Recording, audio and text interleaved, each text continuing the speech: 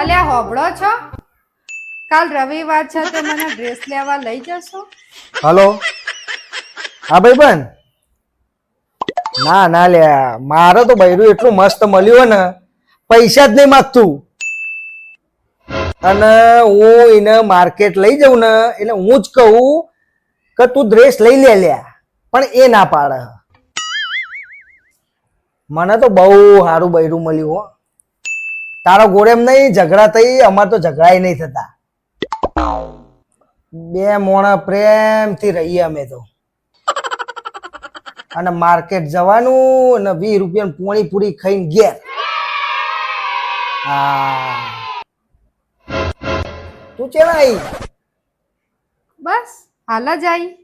હું ચા બનાવતી હતી તો તમને પૂછવા આવી, તમે ચા પીશો? હા, પીવાની ને.